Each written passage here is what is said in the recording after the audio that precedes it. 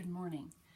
One of the aspects of working in the upper body is also getting the muscles in the upper back to be able to contract and extend and relax, all those things.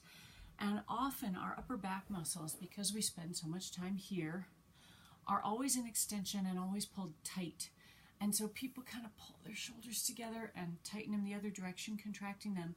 We never really loosen them.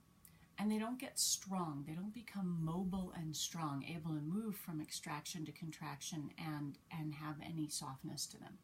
So that's what we're going to try and do today. Now, this is not something I learned from Roger Ishins. This is a Katie Bowman move called Rhomboid Push-Ups.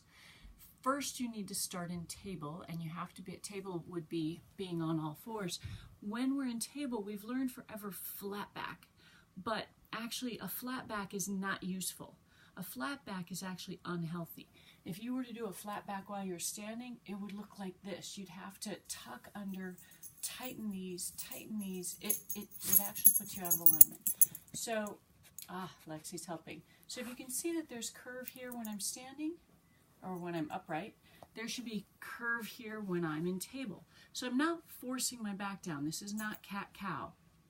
I am relaxing my pelvis to the floor. So this is all just hanging, not just my shirt, but my belly's relaxed too.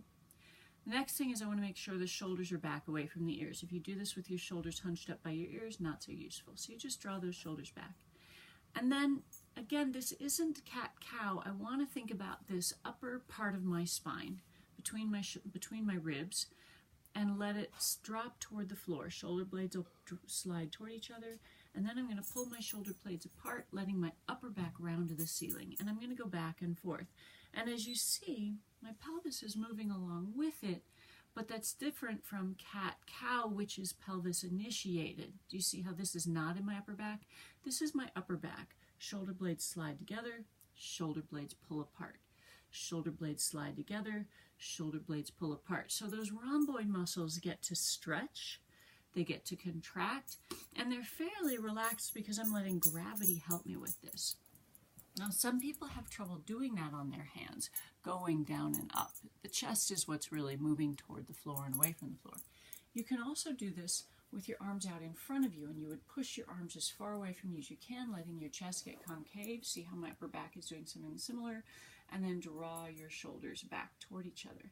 It's not quite as effective, but if you're having trouble figuring out the movement here and you can't quite figure out how to push yourself away from the floor, let your chest rest toward the floor, you can try doing it with your arms out in front of you. You could even do this standing up with your hands on the wall. Chest comes toward the wall, chest pushes away from the wall.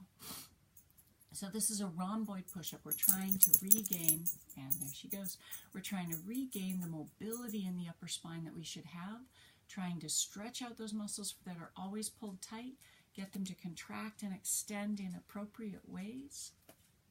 That's today's work.